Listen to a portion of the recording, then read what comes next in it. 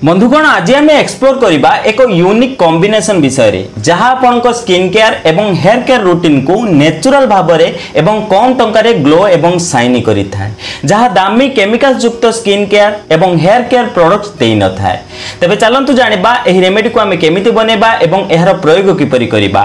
किंतु ताहा पूर्व मु आपन माने कहि कि जदि आपन माने जे हम चैनल को सब्सक्राइब कर नाते तबे तळथिबा सब्सक्राइब बटन ऊपर क्लिक करि हम चैनल को सब्सक्राइब कर नियंतु एवं पाखता नोटिफिकेशन बेल ऊपर निहाती क्लिक करंतु। एहा द्वारा हम नूतन वीडियो अपलोड करबो ता नोटिफिकेशन आपन माने प्रथम पाई परिबे एवं हम चैनल माध्यम रे बहु किछि सिखणे जिंस आपन माने सिखिबा को पाइबे।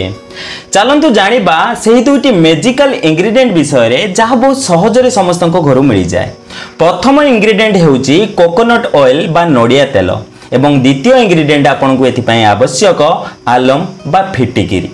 ए दुईटी इंग्रेडिएंट को मिश्रण करी स्किन एवं हेयर रे लगेबा द्वारा नेचुरल ग्लो आसी थाए। कोकोनट ऑयल स्किन एवं हेयर पाई लाभदायक होई थाए। एथिरे थिबा फैटी एसिड्स स्किन को भितरु हाइड्रेट करि थाए जहा फल रे आपन को स्किन सॉफ्ट एवं ग्लो करिबा को लागे एवं एथिरे एंटी माइक्रोबियल गुण मध्य मिलि थाए जहा आपन को स्किन को इन्फेक्शन ठु दूरे रखे।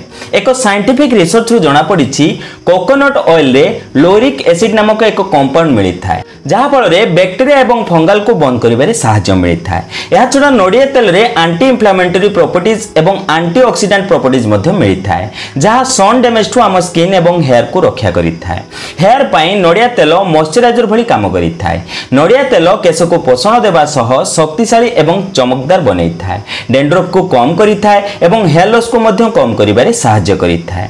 द्वितीय इंग्रेडिएंट हमको एथि पई आवश्यकता पड़िबो ताहाटे आलम बा फिटिकिरी। फिटिकिरी रे एंटीसेप्टिक प्रॉपर्टीज मिलि थाए जहा स्किन को इन्फेक्शन थारु दूरे रखे। स्किन रे थिबा एक्स्ट्रा ऑयल को मध्य बाहर करि थाए। एही मिक्सचर को ऑयली स्किन एवं ड्राई स्किन उभय कैटेगरी रो लोक व्यवहार करि परिबे। एही मिश्रण को केवल स्किन पाई नुहे बरं शरीर रे हेतुबा क्षत स्थान रे मध्य व्यवहार करि परिबे। तबे चलंतु एबे जानिबा एहा को हमें केमिति बनेबा एवं एहार व्यवहार किपरि करिबा। सर्वप्रथम आपन को एथि पई आवश्यकता पड़िबो नडिया तेल एवं फिटिकिरी गुंड। आपन चाहिले ओरिजिनल फिटिकिरी किनी ताहार गुंड प्रस्तुत करि परिबे बा मार्केट रो मध्य एहार गुंड आपन को सहज रे हेले ध्यान रखिबे दाढ़ी सेविंग परे आमे जो फिटिकिरी रो प्रयोग करिथाऊ सेमिति केमिकल युक्त फिटिकिरी आपण एथिरे प्रयोग करंतु नाही। ओरिजिनल फिटिकिरी आपण को कोनोसी भी पुटुली बनिया दुकान रु बहुत सहज रे मिल जिवो। नहले डिस्क्रिप्शन बॉक्स रे लिंक देई रखिबे आपण चाहिले एहा को ऑनलाइन रु मध्य किनि परिबे। एथि पई आपण को 100 ml नडिया तेल रे 1 चमच फिटिकिरी गुंड मिसेबा को हेबो। हेले जदि आपण को एहा अधिक परिमाण रे बनेबा को पड़े तेबे आपण को स्किन एवं हेयर अकॉर्डिंग आपण एहार क्वांटिटी बढ़ाई परिबे। जदि आपनकर ऑयली स्किन होई थाए तेबे आपण फिटिकिरी गुंडर परिमाण बढ़ाई दियंतु। जदि आपनकर ड्राई स्किन होई थाए ताहले फिटिकिरी रो परिमाण कम रखंतु। प्रथमे आपण गोटे पात्र रे 100 ml नडिया तेल नियंतु। एबे सेथिरे आपण 1 चमच फिटिकिरी गुंड मिसांतु। एबे आपण एहा को भलो भाबे मिक्स कर दियंतु। एहा को भलो भाबे मिक्स कर साला परे आपण एहा को बहुत दिन पर्यंत कोनोसी सफा काच बोतल रे स्टोर करी रखि परिबे। एहा आपण को स्किन रे अप्लाई करिबा पूर्वरु प्रथमे आपण को फेस को भलो भाबे धोई दियंतु। तापरे आपण एहा को नै निज फेस रे भलो भाबे अप्लाई करंतु। एहा को फेस रे लगेई 2 रु 3 मिनिट पर्यंत हल्का हाथ रे आपण को फेस को मसाज करंतु। तापरे आपण एहा को 15 रु 20 मिनिट पर्यंत फेस रे लागि रहबा को दियंतु। तापरे नॉर्मल पानी रे बा कोनोसी माइल्ड शैम्पू रे बा कोनोसी नेचुरल क्लींजर रे आपण को फेस वॉश करि नियंतु। जदि आपण एहा को केस रे बा स्काल्प रे लगेबा को चाहुचंती तेबे आपण एहा को नै निज केस रे लगांतु एवं केस को भलो भाबे मालिश करंतु। आपण एहा को केस रे 30 मिनिट पर्यंत लगेई रखंतु। भलो रिजल्ट पाई आपण एहा को राति सारा मध्य केस रे लगेई रखि परिबे।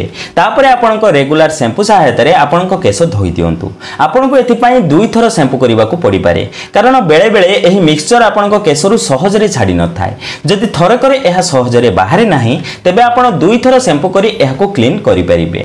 बंधुगण प्रत्येक जिनिस को लगेबा सहित किछि प्रिकॉशन नेबा मध्य जरूरी होई थाए। तेबे प्रिकॉशन विषय जानिबा जहां मिक्सचर को अप्लाई करबा सहित आपन को ध्यान रखिबा को पड़ी थाए। जदि आपण एहा को प्रथम थरे व्यवहार करूछंती तेबे पेट टेस्ट निहाती करंतु अर्थात आपन को स्किन रो कोनोसी छोटो पार्ट रे एहा को लगेई टेस्ट करंतु कि आपन को कोनोसी एलर्जिक इंफेक्शन जेमिति न हुए।